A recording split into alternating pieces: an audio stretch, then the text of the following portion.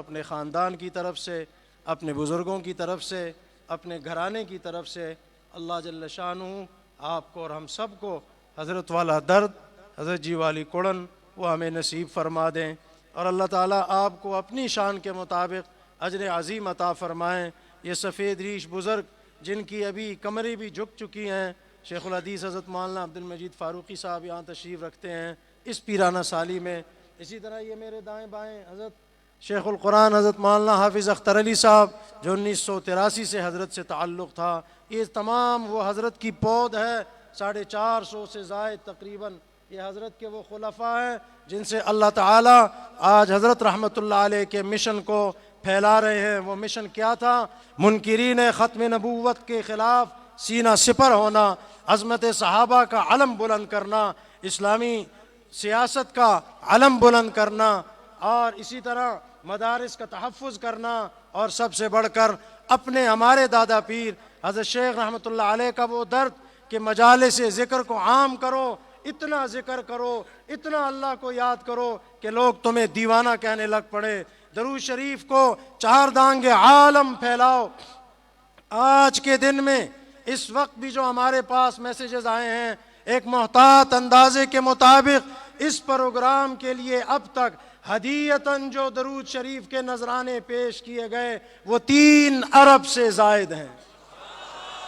یہ میرے حضرت کا فیضان ہے، ان کو یہی شوق تھا، یہی درد تھا، یہی کڑن تھی۔ ہم سب بھائی کٹھے ہوتے، بھائی جان بیٹھے ہیں چھوٹے بھی، ہم جب کٹھے ہو کر عرض کرتے، ہمیں اپنے بزرگ کہا کرتے تھے، حضرت قاضی ارشد صاحب تشریف فرمائے، حضرت عبد القیوم حقانی صاحب یا کابر ہمیں کہا کرتے تھے کہ حضرت سے کہیں اپنے اسفار کم کر دیں، صحت اجازت نہیں دیتی۔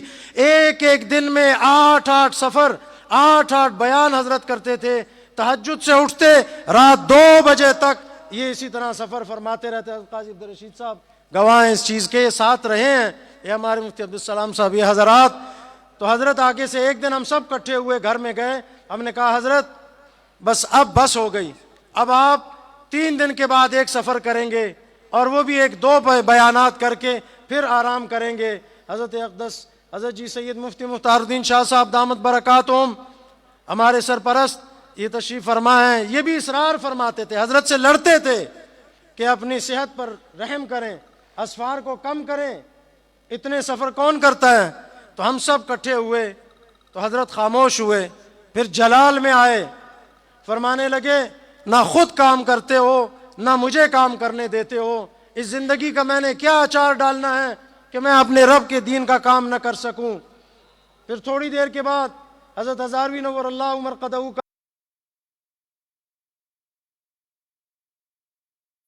حضرت مفتی صاحب کے ان کے واقعات سناتے، ہنسی مذاق کے کہ یہ بچے ہیں ہنس پڑیں گے، ہم جب نہ ہنستے تو حضرت دیکھتے کہ ان کا غصہ اب کم نہیں ہو رہا، انہوں نے اپنی بات منوانی ہے، یہ طے کر کے آئے ہیں۔ ہم حضرت مولانا عبدالحفیظ صاحب نور اللہ مرقدہ، حضرت مفتی صاحب دامت برکاتہم ان اکابر سے بھی سفارشیں کرواتے، ان کا نام لیتے کہ وہ فرماتے ہیں، اور ان کی لاج بھی رکھتے تھے، ان کی بات فوراً مانتے تھے۔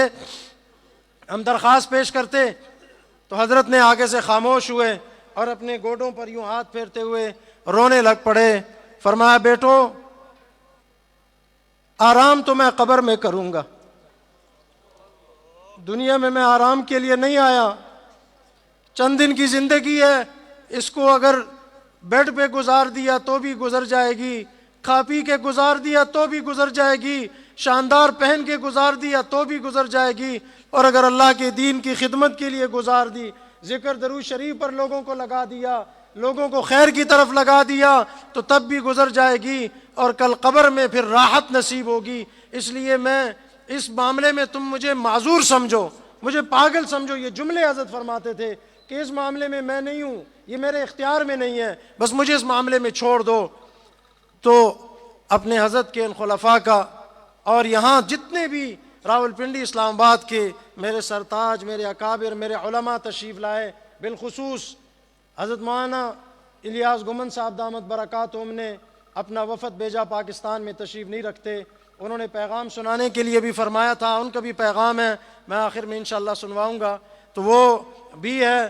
لیکن چونکہ یاد رکھیے اس وقت کے حالات آپ کے سامنے ہیں، اور ہم نے اپنے ان بزرگوں کی قدردانی کرنی ہے، ان کو سنبھالنا ہے، ان کو راحت دینی ہے، ان کو تکلیفوں سے بچانا ہے۔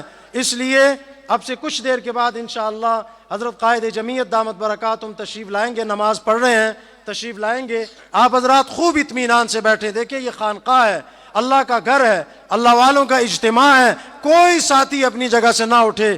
ہمارے حضرت جی نور اللہ عمر قدہ بہت ناراض ہوا کرتے تھے اس بات پہ کہ بے ادبی نہ کریں اللہ کی گھر کی۔ آپ کے سامنے جلوہ افروز ہوں گے انشاءاللہ۔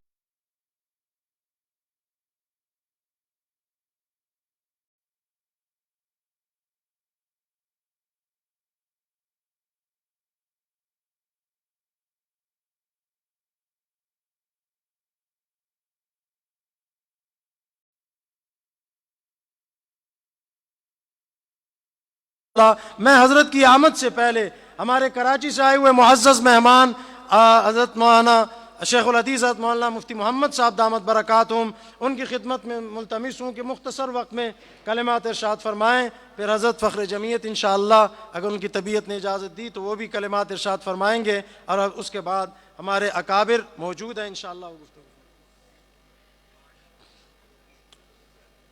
الحمد لله رب العالمين والصلاة والسلام على سيد الأنبياء وخاتم النبيين وعلى آله وأصحابه أجمعين وعلى كل من تبعهم بإحسان إلى يوم الدين. أما بعد فأعوذ بالله من الشيطان الرجيم. بسم الله الرحمن الرحيم. ألا إن أولياء الله لا خوف عليهم ولا هم يحزنون الذين آمنوا وكانوا يتقون. وعن ابن عباس رضي الله عنهما قال سئل رسول الله صلى الله عليه وسلم عن أولياء الله قال الذين إذا رؤوا ذكر الله أو كما قال عليه الصلاة والسلام. یہ ہم سب کے لیے بڑی سعادت کی بات ہے کہ ہم اس پر نور پر رونق محفل میں بیٹھے ہوئے ہیں۔